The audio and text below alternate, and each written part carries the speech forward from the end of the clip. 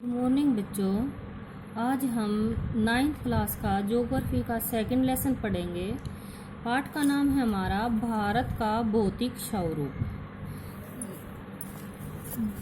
जैसा कि हम आप लोग जानते हैं कि जो भारत है विभिन्न स्थलाकृतियों वाला देश है। यानी जो भारत का भूभाग है यानी ऊपरी हिस्सा है, जो ऊपरी हिस्से पर अनेक आकृति बनी हुई है। यानी कुछ हिस्सा तो हमारा मैदानी है, कुछ पर्वतीय क्षेत्र है और कुछ हमारा मरुस्थलीय क्षेत्र है और कुछ हमारा द्वीपीय है। यानी जो भारत का सतल है वो विभिन्न आकृतियों से बना हुआ है। यानी कोई हिस्सा भारत का ऊपर उठा हुआ है, कोई नीचे धंसा हुआ है, कोई भाग मरुस्थलीय है, कोई पठारीय है, कोई द्वीपीय है। तो इस लेसन में हम ये पढ़ेंगे कि जो भारत की ये स्थलाकृतियाँ हैं ये कैसे बनी। यानी ये आकृति यानी जैसे पर्वतीय भाग बना, मैदानी भाग बना या पठारी भाग है, ये भू आकृतियाँ कैसे बनी हम इस लेसन में ये जानेंगे। यानी इनकी संरचना कैसे हुई। जैसे सबसे पहले हम जानते हैं कि भारत में विभिन्न प्रकार की शैलें पाई जाती हैं। शैलें आप जानते हैं जैसे हमारी आग्नेय शैल है, अवसादी शैल है, कायात्रित शैल है, यानी शैलें पाई जाती हैं। इनमें से कुछ शैल तो होती हैं कठोर और कुछ शैल होती हैं मुलायम यानी नरम। कुछ शैलें मुलायम होती हैं जिनका प्रयोग जैसे हम टेल्कम पाउडर वगैरह बनाने में करते हैं, और जो कठोर शैल होती है जैसे जिनका प्रयोग हम संगमरमर बनाने में करते हैं।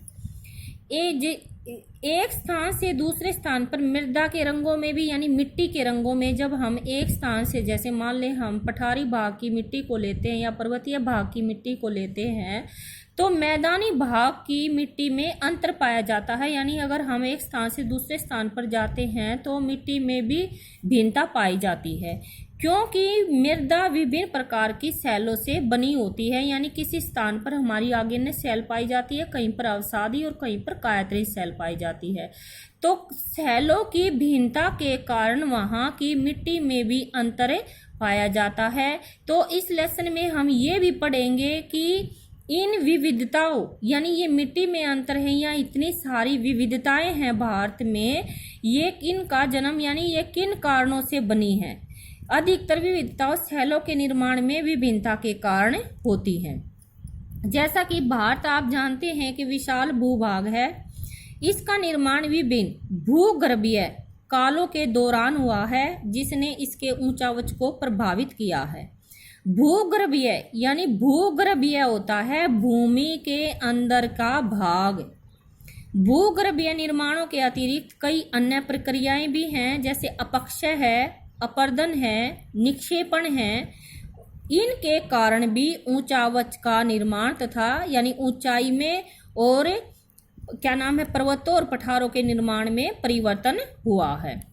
अब जैसा कि कुछ प्रमाणों पर आधारित सिद्धांतों की सहायता से जो भूगर्भ शास्त्री हैं यानी जो पृथ्वी के बारे में जिन्होंने बताया है, वैज्ञानिकों ने या अर्थशास्त्रियों ने इन भौतिक आकृतियों के निर्माण की व्याख्या करने की कोशिश की है। यानी जो भूगर्भ शास्त्री हैं यानी जिन्होंने पृथ्वी के अंदर की खोज की है, उन शास्त्रियों ने भौतिक आकृतियों के निर्माण की व्याख्या करने की कोशिश की है। इसी तरह का एक सर्वमान्य सिद्धांत प्लेट है। यानी जो पृथ्वी के अंदर जो भी हलचल होती है यानी जो गति होती है उनको हम प्लेट कहते हैं। अब तक तो जो हमने पढ़ा है यही पढ़ा है जैसे कि जो भारत है हमारा विभिन्न स्थलाकृतियों का देश है। जैसे भारत के भूभाग पर पठार पाए जाते हैं, पर्वत पाए जाते हैं, मैदान पाए जाते हैं, द्वीप समूह पाए जाते हैं।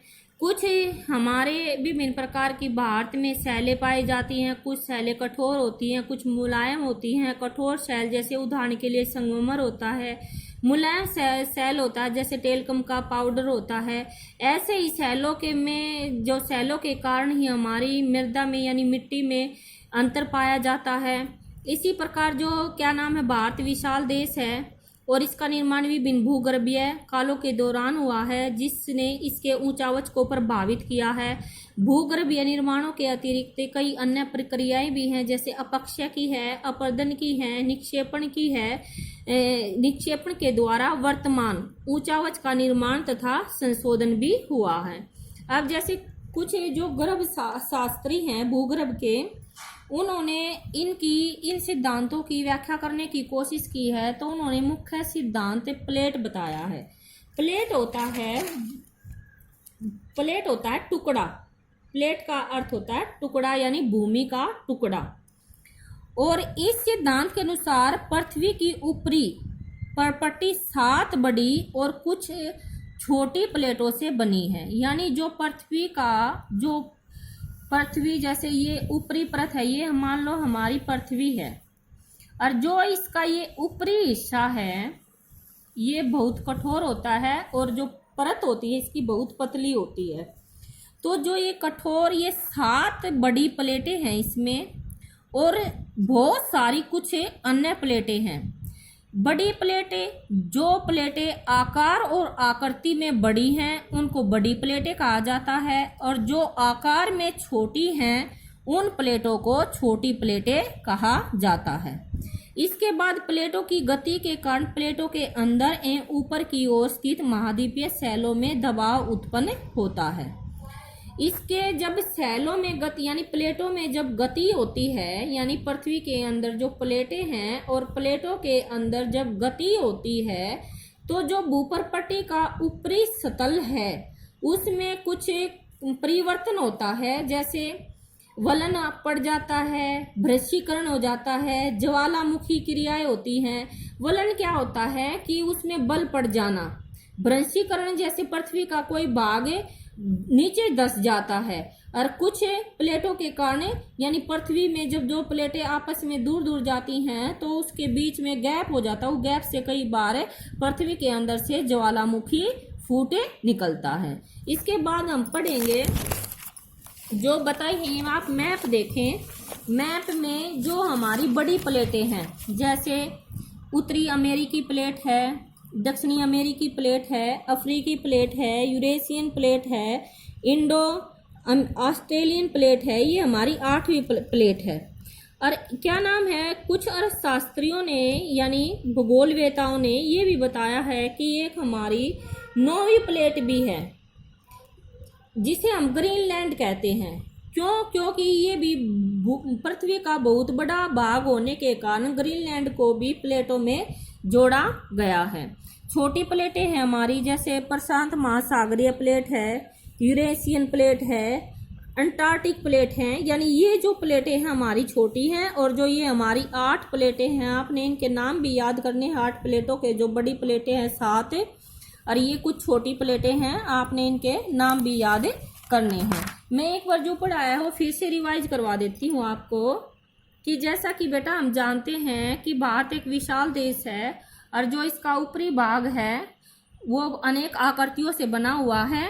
जैसे आप मरुस्थल पठार वगैरह हैं, और इस पर विभिन्न प्रकार की शैलें पाई जाती हैं। कुछ शैलें कठोर हैं, कुछ मुलायम हैं। कठोर का उदाहरण संगमरमर है और मुलायम का उदाहरण टेलकम है। इसके बाद हैं जो शैलों के कारण हमारे एक स्थान से दूसरे स्थान पर मिट्टी में भी विभिन्नता पाई जाती है।